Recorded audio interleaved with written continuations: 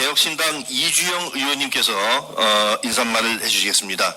이주영 의원님께서는 개혁신당 정책위원회 의장을 맡고 계시며 현재 보건복지위원회 위원으로 의료계 발전을 위해서 큰 역할을 하고 계십니다. 자, 모두 큰 박수로 환영해 주시기 바랍니다.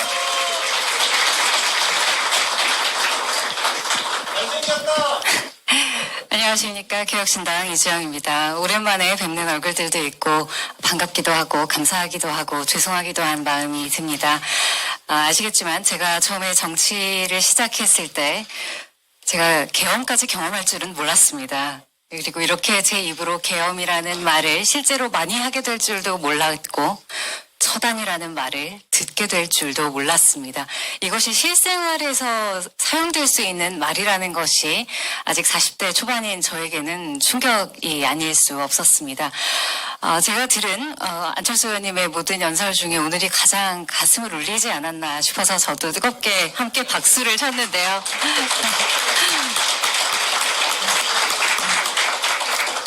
의료계가 쌓고 있는 전선은 이제 더 이상은 의료계만의 것이 아니게 되었습니다. 이번 포고령에 자유를 박탈당하고 인권을 침해당한 두 개의 직종이 있습니다.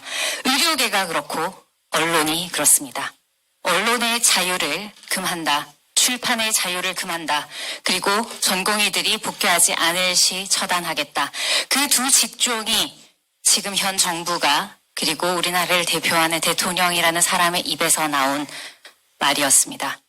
이것은 더 이상 의료에 대한 투쟁이 아닙니다. 자유에 대한 투쟁이고 민주주의에 대한 투쟁이며 인권에 대한 투쟁에 우리는 앞장서는 것이 되었습니다.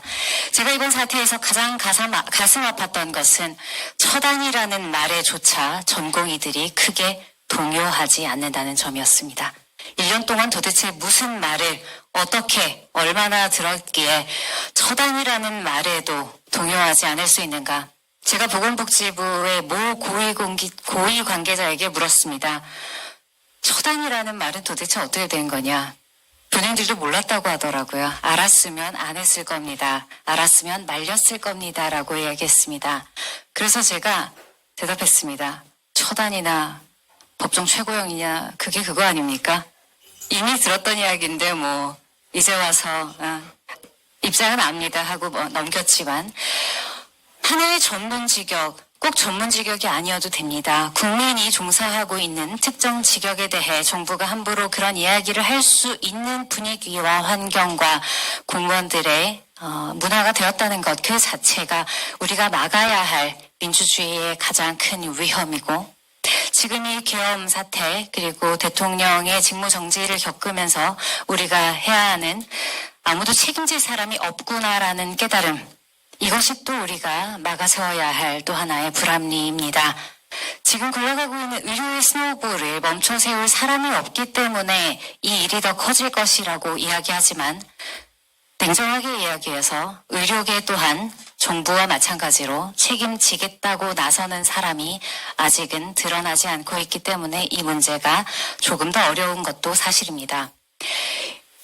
제가 핵심 의료에 종사하고 있었던 사람이고 아마 동료라고 여전히 믿어주실 것을 저 또한 믿기 때문에 선생님들께 부탁드리고 싶습니다.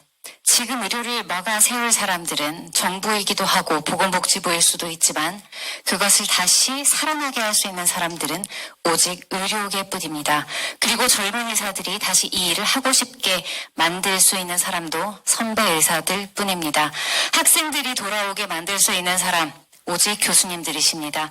지금 이미 무너진 사제관계 그리고 서로 간의 신뢰 다시 쌓을 수 있는 방법은 교수님들께서 앞서주시고 모범을 보여주시고 용기 내서 내가 책임지겠다라고 이야기해 주시는 겁니다.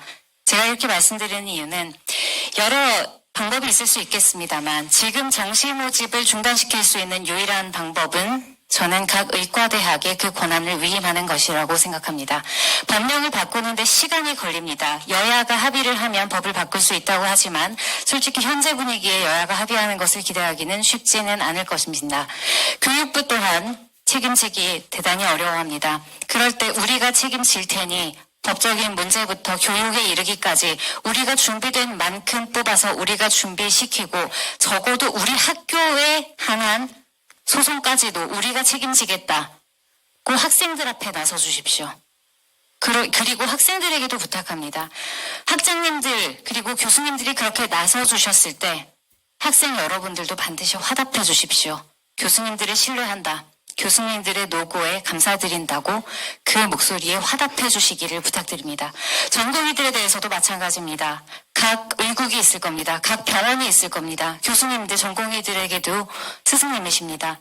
여러분들이 돌아올 때 여러분들이 원하던 공부를 가장 효율적으로, 가장 전문적으로 다시 잘 할 수 있게 해주겠다. 약속해 주십시오. 그리고 그 바탕을 만드는데 진심으로 힘써 주십시오. 엉뚱한 사람들 데려다 지금 당장 쓸 손 구한다고 끝나는 문제 아닌 거 아시지 않습니까? 진짜 제자들 키워주십시오. 10년 보시고 100년 보시고 키워주십시오. 그러려면 시도의사회 여러분 도움 필요합니다. 지금 의협에 힘을 실어주셔야 합니다. 처음입니다. 제가 의사가 되고 처음 보는 광경입니다. 이렇게 모든 지역의 의사들이 하나가 된 목소리로 이렇게 지도자 전체가 모여서 하나의 목소리를 내는 것 저는 처음 봅니다. 대단히 슬프지만 감동적인 광경입니다. 우리가 모두 모여야 합니다. 지금 비대위원장님 애써주시는 것 이상으로 의협 새로운 회장님이 되실 분께 큰 책임과 또 무거운 일들이 주어질 겁니다. 두려운 일들이 있을 수도 있습니다. 각 교수님들 제가 이렇게 말씀드리는 것 대단히 불편하실 줄도 압니다. 그렇기 때문에 부탁드립니다. 지금 의료를 살리기 위해 정부에 요구하려면 의료계도 우리가 이런 책임을 지고 이런 희생을 할 테니 정부도 그것에 화답해라 라고 좀 더 우리는 당당할 수 있어야 한다고 생각합니다. 그것이 우리의 10년 뒤 의료를 살릴 것이고 100년 뒤 의료를 살릴 것이라고 생각합니다.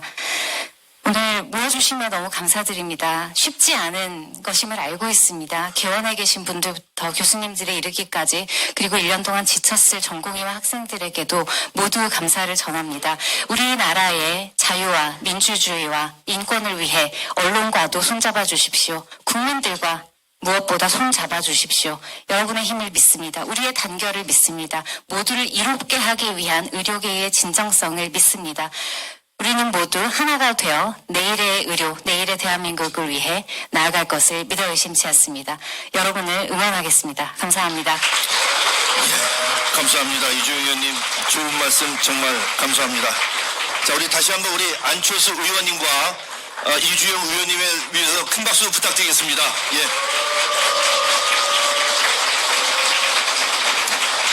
감사합니다.